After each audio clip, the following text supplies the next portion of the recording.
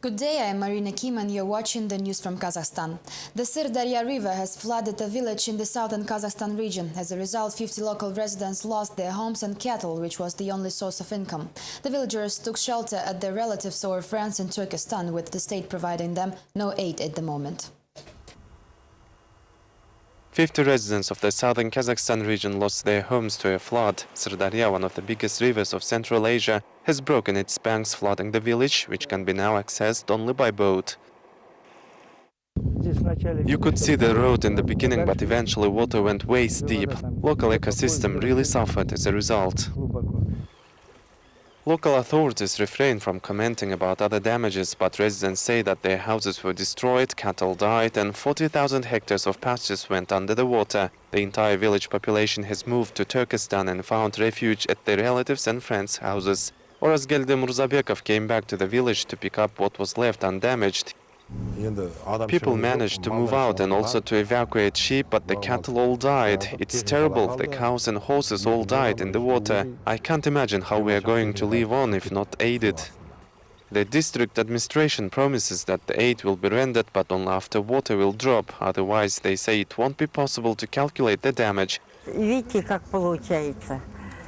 You see what happens? We keep having commissions, area heads and reporters over. Another commission was here just yesterday, but we have no dry spot in our village and no aid so far. The natural disaster has been forecasted back in the mid-May. Since then, the level of water in the Sirdarya River has been rising as a result of the water discharged from the Shardara reservoir. The anticipated water flow was supposed to be managed by the Koksarай counter-regulator, for construction of which the state spent over $170 million. The Water Management Committee members came over and said the Koksarай reservoir was not ready to handle the water, but this is off the record. Officially, it was launched by the president. The Turkestan district administration assures that the river is returning back to the normal stream bed. However, judging by the speed with which the water is covering the roads and lands, one can hardly believe it. Some say the flood might continue for several more days. It appears that the Kazakh Emergency Ministry doesn't have information on the disaster in southern Kazakhstan. The duty officer had no full data on the situation, as he first heard from our reporters that the Sirdarya River has actually broken its banks. Interestingly, after verifying the matter with his colleagues, the officer claimed it was disinformation. This is the southern Kazakhstan region. There was a threat of the flood along Sirdarya, but nothing happened. There were risks in 3 districts, but then the water level has dropped and it's fine now. No floods took place.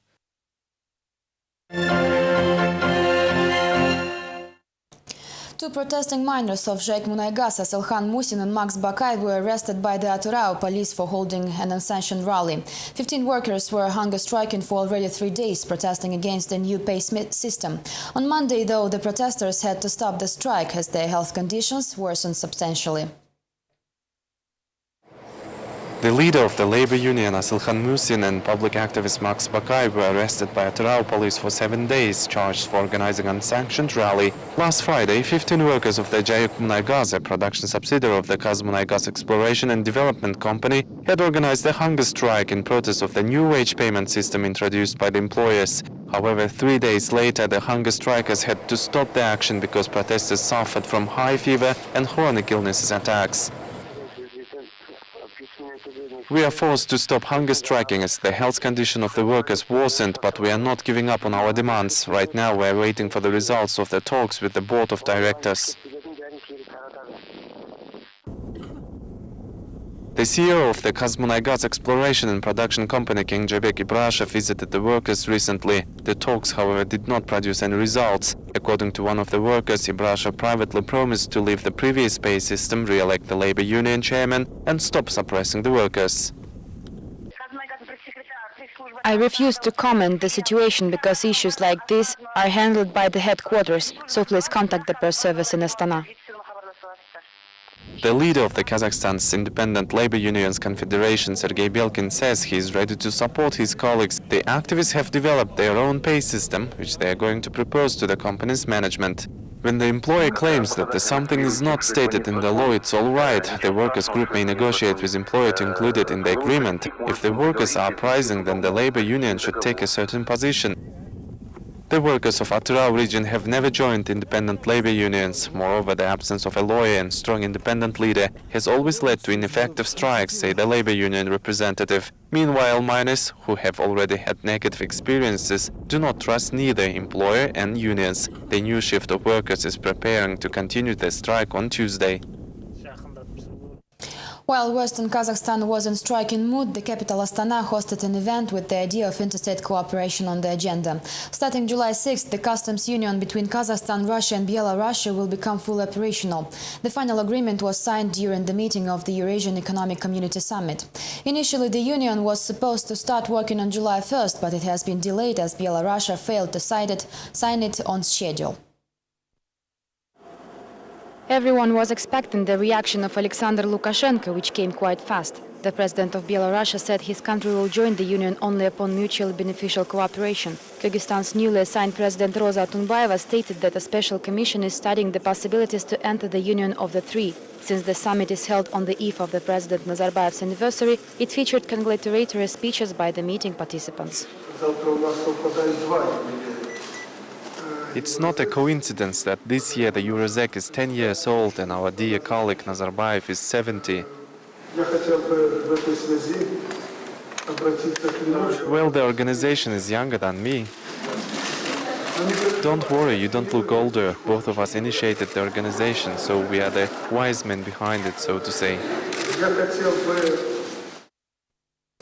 New customs regulations caused delays of delivering mail packages on the Kazakh and Russian border. As reported by the Russia's Vedomosti newspaper, the mail and customs services of the two countries are not ready to work under the new rules.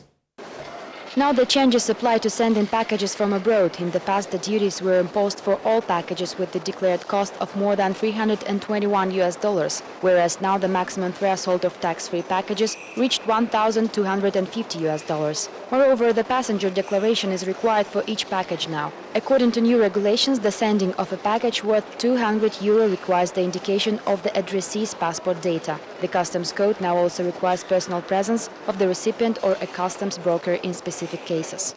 The customs services are not ready for the new regulations, therefore packages costing up to €200 are processed according to old rules, while those with higher costs are not processed at all at the moment.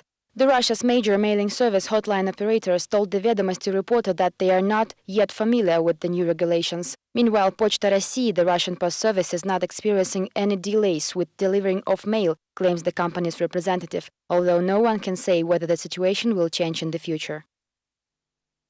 The current integration endeavor caused a lot of debates, even when it was just an idea. The National Patriots were planning to hold protest actions against Kazakhstan joining the customs union. The leader of the Save the Motherland National Front, Hasen Kajahmet, blames his counterparts from oppositional parties for the failure to show up for the rallies. The next report has more.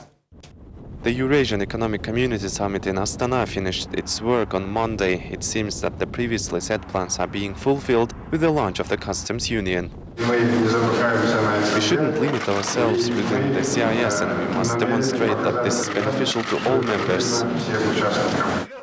Save the Motherland National Front leader Hasen Kajahmet did not share this optimism back in April when, during the national conference, he proposed to protest nationwide against the initiative on July 2nd. All the opportunist forces of the country were supposed to take to the streets to express their protest against entering the customs union. Parties agreed but did not show up for the rally.